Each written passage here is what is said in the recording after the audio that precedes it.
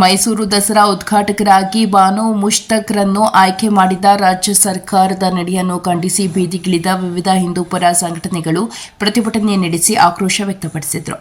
ಜೈ ಭೀಮ ಯುವ ಸಂಘಟನೆ, ವಿವಿಧ ಹಿಂದೂಪರ ಸಂಘಟನೆಗಳ ಒಕ್ಕೂಟ, ಭಗತ್ ಸಿಂಗ್ ಸೇವಾ ಸಂಘಟನೆಗಳ ನೇತೃತ್ವದಲ್ಲಿ ನಗರದ ಅಂಬೇಡ್ಕರ್ ಸರ್ಕಲ್ನಿಂದ ಮಿನಿ ವಿಧಾನಸೌಧದವರೆಗೂ ಪ್ರತಿಭಟನೆ ನಡೆಸಿ ರಾಜ್ಯ ಸರ್ಕಾರದ ವಿರುದ್ಧ ಧಿಕ್ಕಾರ ಕೂಗಿ ಆಕ್ರೋಶ ಹೊರಹಾಕಿದರು.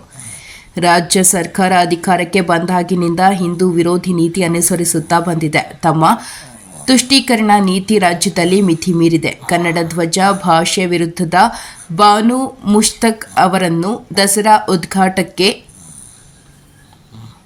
ಆಹ್ವಾನಿಸಿದ್ದು ಎಷ್ಟು ಸರಿ? ಈಗ ಹಿಂದೂ ಧರ್ಮದ ಆರಾಧ್ಯ ದೈವ ಚಾಮುಂಡೇಶ್ವರಿ ದಸರಾ ಉದ್ಘಾಟನೆ ಬಾನು ಮುಸ್ತಕ್ ಆಹ್ವಾನಿಸಿದ್ದಾರೆ. ಬಕರ್ ಪ್ರಶಸ್ತಿ ಪಡೆದಿದ್ದಾರೆ ಎಂಬ ವಿಷಯವೊಂದನ್ನು ಇಟ್ಟುಕೊಂಡು ಕನ್ನಡ ವಿರೋಧಿ ಮುಷ್ತಕ್ ಆಹ್ವಾನ ಸರಿಯಲ್ಲ. ಈ ಕೂಡಲೇ ಮೈಸೂರು ದಸರಾ ಉದ್ಘಾಟನೆಯಿಂದ ಬಾನು ಮುಷ್ತಕ್ ಅವರನ್ನು ಸರ್ಕಾರ ಹಿಂಪಡೆಯಬೇಕು. ಮಹಿಳೆಯರನ್ನೇ ದಸರಾ ಉದ್ಘಾಟಕರಾಗಿ ಆಹ್ವಾನ ಉದ್ದೇಶವಿದ್ದರೆ ಆಪರೇಷನ್ ಸಿಂಧೂರ ಯಶಸ್ವಿಗೆ ಕಾರಣರಾದ ಸೋಫಿಯಾ ಖುರೇಶಿ, ಮಹಿಳಾ ಆಯೋಗದ ಅಧ್ಯಕ್ಷೆ ನಾಗಲಕ್ಷ್ಮಿ ಚೌಧರಿ ಸೇರಿದಂತೆ ಅನೇಕ ಮಹಿಳೆಯರಿದ್ದಾರೆ. ಅವರನ್ನು ಆಹ್ವಾನಿಸಿ ಎಂದು ಆಗ್ರಹಿಸಿದರು.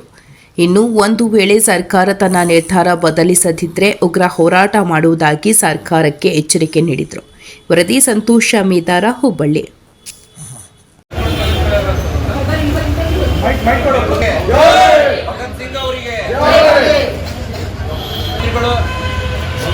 ನಮ್ಮ ನಾಡಿನ ಜನರ ಭಾವನೆಗೆ ಧಕ್ಕೆ ತಂದಿರುವಂಥ ಹಾಗೂ ನಮ್ಮ ಹಿಂದೂ ಧರ್ಮದ ಶ್ರದ್ಧಾ ಭಾವನೆಗೆ ಧಕ್ಕೆ ತಂದಿರುವಂಥ ಹಿಂದೂ ಧರ್ಮದ ದೊಡ್ಡ ಹಬ್ಬ ಅಂತ ಹೇಳ್ಬೋದು. ಇದು ದಸರಾ ಹಬ್ಬದ ಪ್ರತಿಯು ಕಳಿಂಗ ಯುದ್ಧದಲ್ಲಿ ನಡೆದಂಥ ಸಾವು ತ್ಯಜಿಸಿ ನಮ್ಮ ಬೌದ್ಧ ಧರ್ಮವನ್ನು ಸ್ವೀಕಾರ ಮಾಡಿ ಬೌದ್ಧ ಧರ್ಮದ ಚಕ್ರವನ್ನು ಅನುಮೋದನೆ ಮಾಡಿದ್ದು ಇದೇ ದಸರಾ ಹಬ್ಬದ ದಿನ.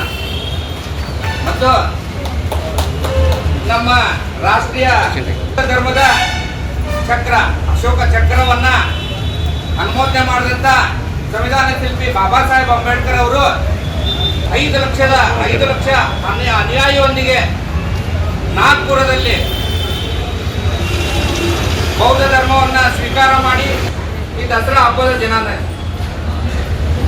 ಆದ ಕಾರಣ ಮಾನ್ಯ ಮುಖ್ಯಮಂತ್ರಿಗಳೇ, ನೀವು ಯಾರನ್ನ ಆಹ್ವಾನ ಮಾಡಿ ನಾಡ ಹಬ್ಬ ದಸರಾ ಹಬ್ಬಕ್ಕೆ ಮಾನ್ಯ ಮುಖ್ಯಮಂತ್ರಿಗಳು ಬಾನು ಮುಸ್ತಾಕ್ ಅವರಿಗೆ ಆಹ್ವಾನಿಸಿದ್ದು ಅತ್ಯಂತ ಖಂಡನೀಯ. ಯಾಕಂದರೆ ನಮ್ಮ ನಾಡ ಹಬ್ಬ ದಸರಾ ಹಬ್ಬದ ಬಗ್ಗೆ ನಮ್ಮ ಭಾರತೀಯ ನಮ್ಮ ಹಿಂದೂ ಧರ್ಮದ ಸಂಸ್ಕಾರ ಪರಂಪರೆಯ ಬಗ್ಗೆ ಏನೂ ಅರಿವೇ ಇಲ್ಲ.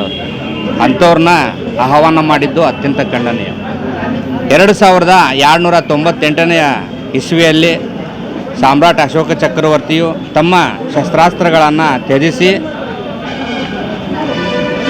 ಬೌದ್ಧ ಧರ್ಮವನ್ನು ಸ್ವೀಕಾರ ಮಾಡಿ ಬೌದ್ಧ ಧರ್ಮದ ಚಕ್ರವನ್ನು ಅನುಮೋದನೆ ಮಾಡಿದ ದಿನವೂ ಕೂಡ ಈ ದಸರಾ ಹಬ್ಬದ ದಿನವೇ ಆಗಿದೆ. ನಮ್ಮ ದೇಶದ ರಾಷ್ಟ್ರ ಧ್ವಜದ ಮಧ್ಯೆ ಬೌದ್ಧ ಧರ್ಮದ ಚಕ್ರ ಅಶೋಕ ಚಕ್ರವನ್ನು ಅನುಮೋದನೆ ಮಾಡಿದಂಥ ಸಂವಿಧಾನ ಶಿಲ್ಪಿ ಬಾಬಾ ಸಾಹೇಬ್ ಅಂಬೇಡ್ಕರ್ ಅವರ ಕನಸನ್ನು ನನಸು ಮಾಡಲಿಕ್ಕೆ ಹೊರಟಿರುವಂಥ ಮಹಿಳಾ ಆಯೋಗದ ಲಕ್ಷ್ಮೀ ಚೌಧರಿ ಅವರನ್ನು ಈ ಒಂದು ದಸರಾ ಹಬ್ಬದ ಉದ್ಘಾಟನೆಗೆ ಆಹ್ವಾನ ಮಾಡಬೇಕು. ಯಾಕಂದ್ರೆ ಎಲ್ಲ ನೊಂದ ಮಹಿಳೆಯರಿಗೆ ಲಕ್ಷ್ಮೀ ಚೌಧರಿ ಅವರು ನಾಗಲಕ್ಷ್ಮಿ ಚೌಧರಿ ಅವರು ಎಲ್ಲ ನೊಂದ ಮಹಿಳೆಯರಿಗೆ ಆರ್ಥಿಕವಾಗಿ ಸುಧಾರಣೆ ಮಾಡ್ತಾ ಹೊಂಟಿದ್ದಾರೆ. ಆಮೇಲೆ ದಲಿತ ಕೇರಿಗಳನ್ನು ಸುಧಾರಣೆ ಮಾಡ್ತಾ ಹೊಂಟಿದ್ದಾರೆ. ಅಂಥವ್ರನ್ನ ಆಹ್ವಾನ ಮಾಡೋದು ಬಿಟ್ಟು ಇಂಥ ಒಂದು ನಮ್ಮ ಹಿಂದೂ ಧರ್ಮದ ಪರಂಪರೆಗೆ ವಿರುದ್ಧವಾಗಿ ಮಾತಾಡಿದಂಥ ಈ ಬಾನು ಮುಸ್ತಾಕ್ ಅವರನ್ನು ಆಹ್ವಾನ ಮಾಡಿದ್ದು ಅತ್ಯಂತ ಖಂಡನೀಯ ಅಂತಂದು ನಾವು ಹೇಳ್ತೇವೆ. ಈಗ ರಾಜ್ಯ ಸರ್ಕಾರ ಈ ನಿರ್ಧಾರದಿಂದ ಹಿಂದೆ ಸರಿಯಾಗಿಲ್ಲ ಅಂತ ಹೇಳ್ತದೆ. ನೀವೇನು ಮುಂದಿನ ನಡೆ ನಿಮ್ಮದು? ನಾವು ಮಾನ್ಯ ಮುಖ್ಯಮಂತ್ರಿಗಳಿಗೆ ಏನು ಆಗ್ರಹ ಮಾಡ್ತೀವಿ ಅಂತಂದ್ರೆ, ನೀವು ಅಕಸ್ಮಾತಾಗಿ ನಿಮ್ಮ ಆಟನ ಬಿಡಲಿಲ್ಲ ಅಂತಂದರೆ ರಾಜ್ಯಾದ್ಯಂತ ಜೈ ಭೀಮ್ ಯುವ ಸಂಘದ ವತಿಯಿಂದ ನಾವು ಉಗ್ರವಾದ ಹೋರಾಟ ಮಾಡಲಿಕ್ಕೆ ಸಿದ್ಧ ಆಗ್ತೇವೆ ಅಂತೇಳಿ ಈ ಮುಖಾಂತರ ಹೇಳ್ತೇವೆ. ವಿಶ್ವವಿಖ್ಯಾತ ನಾಡಹಬ್ಬ ದಸರಾ ಉದ್ಘಾಟನೆಗೆ ಬಾನು ಮುಸ್ತಾಕ್ ಅವರನ್ನು ಆಹ್ವಾನಿಸಿದ್ದಕ್ಕಾಗಿ ನಾವು ಪ್ರತಿಭಟನೆ ಮಾಡ್ತಾ ಇದ್ದೀವಿ. ಯಾಕಂತಂದರೆ ಅವರು ಬರೆದಂಥ ಮೂಲ ಕನ್ನಡ ಕೃತಿಗೆ ಪ್ರಶಸ್ತಿ ಬೂಕರ್ ಬಂದಿಲ್ಲ. ಒಂದನೇದು. ಎರಡನೇದು, ಅದನ್ನು ತರ್ಜುಮೆ ಮಾಡಿದ್ದಾರೆ ಯಾವ ಭಾಷೆಗೆ? ಇಂಗ್ಲೀಷ್ ಭಾಷೆಗೆ. ಹಾಗಾದರೆ ವಿದೇಶಿ ಭಾಷೆಯನ್ನು ತಾವು ಪ್ರೋತ್ಸಾಹಿಸ್ತೀರಾ? ಒಂದನೇದು. ನಾನು ಸಹಿತ ಒಂದು ಸಾಹಿತಿ ಮಹಿಳೆಯಾಗಿ ಯಾಕೆ ವಿರೋಧ ಮಾಡ್ತಾ ಇದ್ದೀನಿ ಅಂತಂದರೆ, ಒಬ್ಬ ಪ್ರಜ್ಞಾವಂತರಿರ್ತಾರೆ ಸಾಹಿತಿಗಳಂದರೆ. ಬಾನು ಮುಸ್ತಾಕ್ ಅವರು ಏನು ಮಾಡಿದ್ದಾರೆ ಅಂದರೆ, ನಮ್ಮ ಒಂದು ಅರಿಶಿಣ ಕುಂಕುಮ ಕಲರದು ನಮ್ಮ ಕರ್ನಾಟಕದ ಕನ್ನಡ ನಾಡು, ನೆಲ, ಜಲ, ಭಾಷೆಯ ಒಂದು ಬಂಗಾರದ ನಾಡು, ಚಿನ್ನದ ಬೀಡು, ಗಂಧದ ನಾಡು ಅಂತ ಕರೆಸ್ಕೊತಕ್ಕಂಥ ನಮ್ಮ ಒಂದು ಕನ್ನಡ ನಾಡಿನ ಹೆಮ್ಮೆಯ ಪ್ರತೀಕವಾದಂಥದ್ದು ಏನು ತಾಯಿ ಭುವನೇಶ್ವರಿಯ ಒಂದು ಪ್ರತೀಕವಾಗಿರ್ತಕ್ಕಂಥ ಒಂದು ಧ್ವಜವನ್ನು ಅವರು ಪ್ರಶ್ನಿಸಿದ್ದಾರೆ. ಅದು ಯಾಕೆ ಅದು ಒಂದು ಅರಿಶಿಣ ಕುಂಕುಮ ಕಲರ್ ಆಗಿದೆ ಅಂಥೇಳಿ. ಹೀಗೆ ನಮ್ಮ ಒಂದು ಸನಾತನ ಸಂಸ್ಕೃತಿಯನ್ನು ಪ್ರಶ್ನಿಸಿದಾರಲ್ಲ, ನಾವು ಪ್ರಶ್ನಿಸ್ತೀವಿ. ಅದನ್ನು ಪ್ರಶ್ನಿಸಿದಂಥ ಅವರಿಗೆ ನಮ್ಮ ನಾಡ ಹಬ್ಬ ದಸರಾ ಸನಾತನ ಸಂಸ್ಕೃತಿಯ ಪ್ರತೀಕ, ಅದು ಪರಂಪರೆ ಪ್ರತೀಕ. ನನ್ನ ದೃಷ್ಟಿ ಒಳಗೆ ತಾಯಿ ಭುವನೇಶ್ವರಿ ಬೇರೆ ಅಲ್ಲ, ಚಾಮುಂಡೇಶ್ವರಿ ಬೇರೆ ಅಲ್ಲ. ಎರಡೂ ದುರ್ಗೆ ಆದಾಗ ಭುವನೇಶ್ವರಿ ಚಾಮುಂಡೇಶ್ವರಿ ಆಗಿದ್ದಾಳ ಅನ್ನೋದು ನನ್ನ ಒಂದು ಅಭಿಪ್ರಾಯ ಮತ್ತು ನನ್ನ ಅನಿಸಿಕೆ ಅದು. ಯಾಕಂದರೆ ಎರಡು ದೇವಿ ಅವತಾರನೆ. ಇಂಥವನ್ನ ಅವರು ಉದ್ಘಾಟನೆ ಮಾಡೋಕ್ಕೆ ಬರ್ತಿದ್ದಾರೆ ಮತ್ತು ರಾಜ್ಯ ಸರ್ಕಾರ ಏಕಪಕ್ಷೀಯವಾಗಿ ನಿರ್ಧಾರ ತೆಗೆದುಕೊಂಡು ಅವ್ರಿಗೆ ಆಹ್ವಾನಿಸಿದೆ ಅಂತಂದರೆ, ನಾನಂತೂ ಯಾವ ಜಾತಿ ಮತ್ತು ಪಂಥದ ವಿರೋಧಿ ಅಲ್ಲ ಮತ್ತು ನಮ್ಮದು ಸರ್ವ ಜನಾಂಗದ ಶಾಂತಿಯ ತೋಟ ಅಂತ ಹೇಳ್ತಾ ಇದ್ದೀನಿ.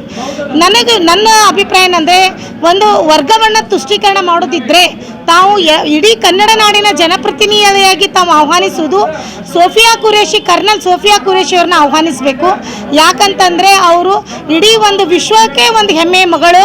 ಇಡೀ ಬರೀ ಒಂದು ಭಾರತ ದೇಶವನ್ನು ಅಷ್ಟೇ ಅಲ್ಲ, ನಮ್ಮ ಕರ್ನಾಟಕವನ್ನೇ ಮರಳಿ ನೋಡ್ತಕ್ಕಂಥ ಮಾಡಿದಕ್ಕಂಥ ಆಪರೇಷನ್ ಸಿಂಧೂರದ ರೂವಾರಿ ಮತ್ತು ಅವರು ಪಾಕಿಸ್ತಾನ ನೆಲದಲ್ಲಿ ಹೊಡೆದು ಬಂದಂಥ ಒಬ್ಬ ಧೀರ ಮಹಿಳೆ, ವೀರ ಮಹಿಳೆ.